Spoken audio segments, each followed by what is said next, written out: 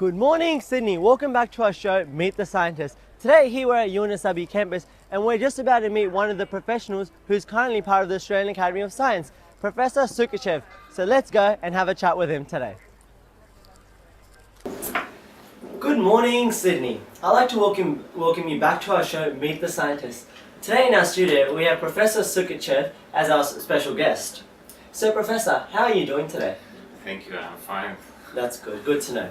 So let's get started. Yeah. Firstly, Professor, how did you enter the field of mathematics? It's been already quite some time ago. I was born in the former Soviet Union, and there was, at the time, there was a very specialized journal called Quant, which encouraged students in high school to look for more difficult problems in mathematics and physics. So the people who published and edited this journal obviously were very, very high quality scientists, and so they spent some time on that. So I got this journal, I looked into that, and I got hooked. Every month they published 5 especially hard problems which you can solve and then send to the editors, so somebody will be marking. Then you will get back the answer whether you solved it correctly or not. And there was like a competition for the year long, so every month 5 problems. So I got hooked, and I started when I was in year 8. Year 10 I got one of the winners, so there was 15 winners in the former Soviet Union, so it was quite a substantial thing. And after that I thought that that's it, I really would like to continue to enroll into mathematics and Tashkent State University. So I'm originally from Tashkent, that's Uzbekistan, and that's how it happened. That's awesome. Congratulations on such a young achievement, firstly. Also, how did you discover your passion for non-commutative functional analysis? When I was studying at Tashkent State University, there was several strong groups. One of those was actually doing ergodic theory and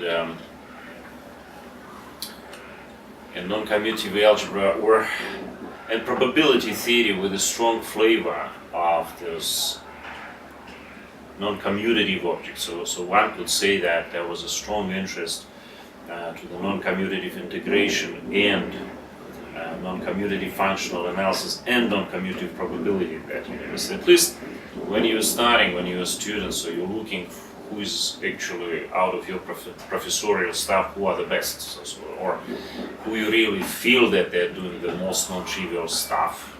So going to their seminars, trying to see what they are doing, trying to get accepted as, say, honors student or something like this. So I'm looking for the analogy to the Australian system. That's exactly what happened to me. So I saw that the group which was doing non-commutative integration seems to be the strongest, and I liked my future supervisors. He seemed to be a nice man.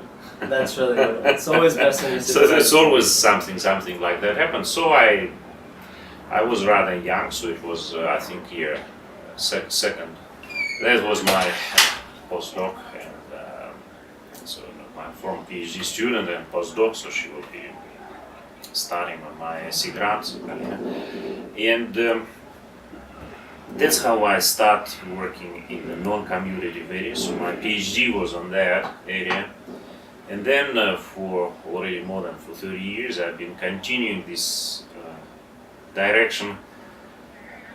It would be a little bit unfair to say that I continue this direction. I never forget this direction, but I branched out in many other things. But yeah, the key word would be non-commutative analysis, non-commutative integration, non-commutative probability space, and non-commutative geometry. Next question. Previously you did an interview for the Australian Academy of Science in which you mentioned, as mathematicians, we are not good at numbers. So what do you believe your strengths are and how have they helped you in your research areas? I already mentioned that you see that nowadays mathematicians very rarely work with a number itself. Yeah. It's very frequently it is a concepts. No, number is always important. without numbers there is no mathematics. This is out of the question. Nevertheless, it's what is important is new concepts. So all of you are now carrying those mobile phones and those handheld computers. Where did this computer come from? That's all. The first computer was built by the guy who invented non-commutative algebras. There was one Neumann. He was a famous mathematician, also participated in Manhattan Project, by the way. The first computers were built by him, and the first programs were written for the computers by him. That was all mathematical inventions. All it was done originally by mathematicians. Not many people now remember that, but the fact is the fact. That was mathematical people, mathematicians who really built all of that, who was actually driven by the necessity to verify their ideas, to verify their new theories numerically, so the computers were really asked for. That's how it happened, and that happens now still. So that's probably the answer. That's very interesting and fascinating to know. We never knew that. Good to know. In your lectures, you always tend to be very creative and enthusiastic, and having a background of scientific research and non-commutative functional analysis, what is it that makes you that enthusiastic and creative within your lectures? Well, every lecture is a public performance. That's true. I'm coming to that lecture, I see those 200 people. I could not allow myself to go to lower my standards. I have to correspond to my own standards. And somehow, from the very beginning of my career, I set those standards high. I have to get you engaged, whatever happens, even if it will require a few stupid jokes, to which I am quite capable of. That's good to know. Even. But this is how things are. If you're doing something, well, really doing this. Whatever you do, do it. This is always my motto, and I still kind of doing this. If I'm lecturing, well, I'm lecturing it, and I require your engagement. There is no any other way. And I like what I'm doing. This is probably the answer. So this is the simplest thing. I simply like what I'm doing, and that's gives me a certain edge to engage all of you this or the other way. Good to know.